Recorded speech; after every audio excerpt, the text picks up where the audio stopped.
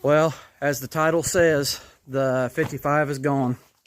It was time to go to its new owner, so we just decided to go ahead and just let it go. So, wait a minute. What are you doing in here?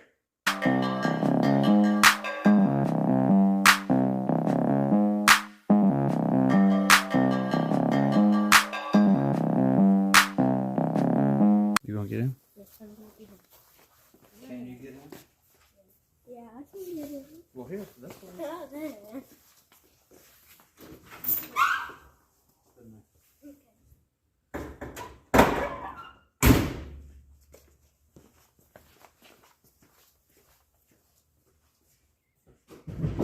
Let's see if we'll even start.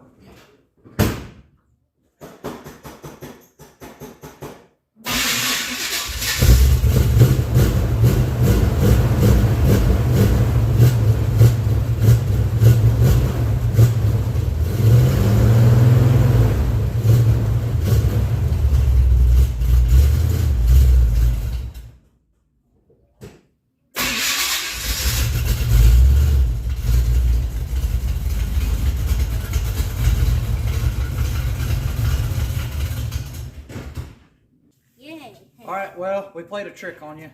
We still have the 55. I actually had two 55s. Whenever I bought them, I had to buy them in a pair. So we had one or the lean-to that we talked about building in the future, but well, we knew we don't have time. I've been trying to sell it for 3 months now, and took it off Facebook. Nobody was biting on it. And I had one guy message me. He was actually a YouTube fan, so I appreciate him buying it. All right. Well, we're going to get this here 55 moved out of the way. We got some painting to do tonight, but in between coats, I'm going to talk about this 55 a little bit. I've never really done a walk around on it, and I'm missing a window because the window was in bad shape, so I'm trying to get it all fixed up.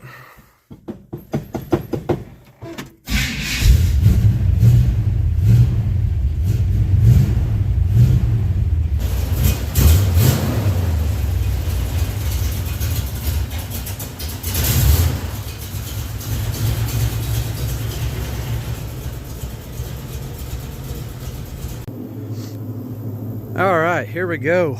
We'll do a little walk around here.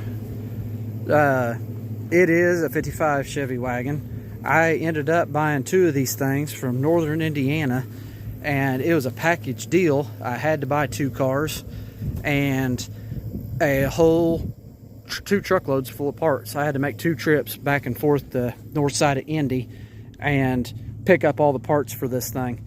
And this car is filthy. I mean, it's been sitting for, well, golly, since October. I did take my boy to school in it here last week. There's some of the flake out in the sun. The dust on it kind of ruins the look, but anyways, I ended up with 2 cars, another set of doors. Let's see, another set of rear hatches. The top and bottom of the hatch, I'll show you here. The top and the bottom, which this was the worst car. I should have started with the other one, but the rear, this hatch shot. But I do have a good one in there that eventually I'll put on, or I mean, this one will be sold at some point, but it just depends, and my cables aren't working the greatest. But I mean, everything works real good on the car. It drives really good. There is no mud in this car at all. Whenever I stripped it down, I stripped all the mud out of it, and I had some white paint, and I just painted the whole car as it sit. Okay, I lied. There is mud in it right here.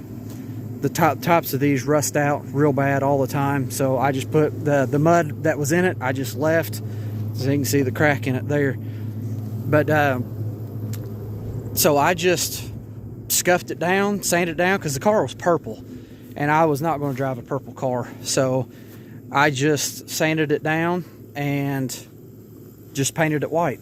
And all this, somebody has cut all this because the guy said it was a drag. They was trying to build a drag car.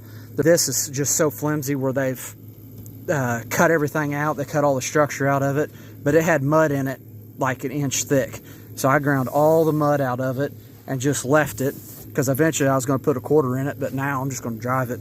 But all this, I had to make quite a bit of this because it was completely gone.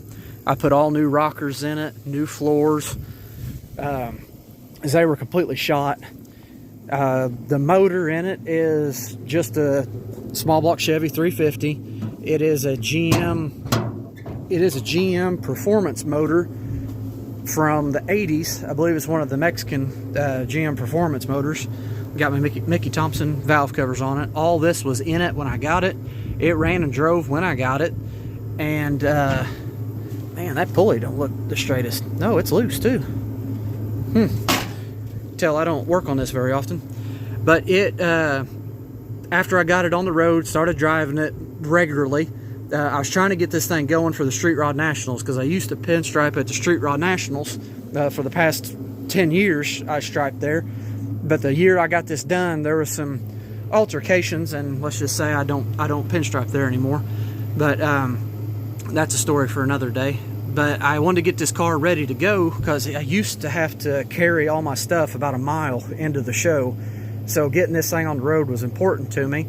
And I busted out all the body work, got all it done. And then I started driving it, got everything done, got it all good, started driving the thing, and it started overheating. And I couldn't figure out the life of me why it was overheating. I built me a rattly fan shroud out of just some scrap aluminum I had, and just bent it, cut. I mean, you can see the self-tapping screws in it everywhere and rivets. I mean, I just threw something together just to make it work, and it does work good.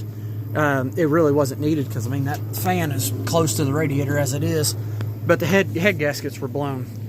So 2 days before the Street Rod Nationals, I head gaskets on this car.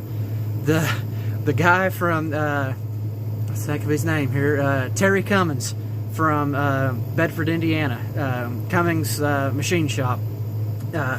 He was I know him through a friend, and he hooked me up. He knocked them out in 2 days, in a day and a half. I told him, I said I need him ASAP, and he said he'd see what he could do. He called me, I think it was a day or 2 days. I mean, it was the day before the show that I got the heads back and put them on, torqued them, the whole deal. And my test drive was to Louisville, which is about 40 miles from my house. That was my test drive in this car. So we made it, and it drove the 4 days back and forth to the show. Did great. I have no complaints with the car. It drives great. It just needs little work here and there. I mean, it's been hacked together. The motor mounts are junk. I mean, it's been thrown together. So it's just a lot of stuff needs to be fixed on it.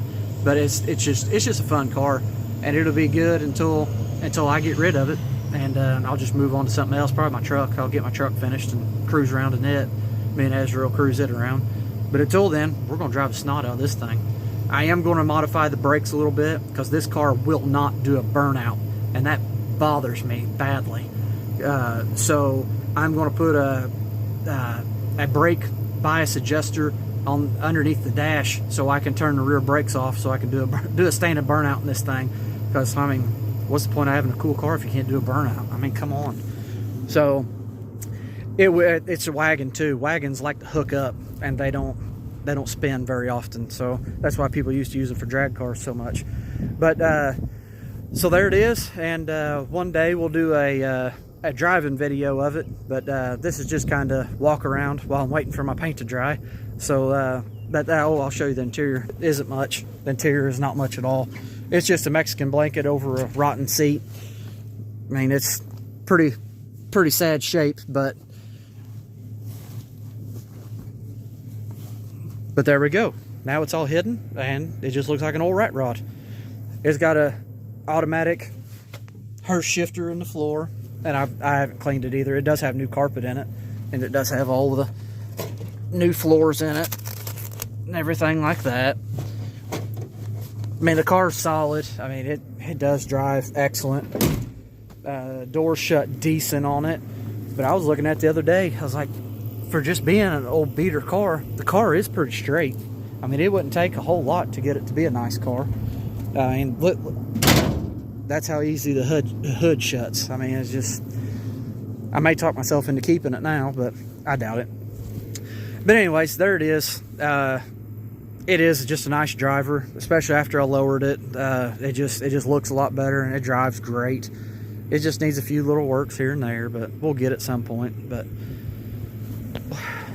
all right, well, that's the walk around to the 55. And sorry, me and Ezra tricked you on that we did not sell it. We did sell the other one that I had, but I'll put the build pictures of where I cut the floor out of it and everything like that, and show you a little bit about what I did and the purple and all that stuff that was on it beforehand and everything. So, but all right, well, I'll just go ahead and we'll see you later.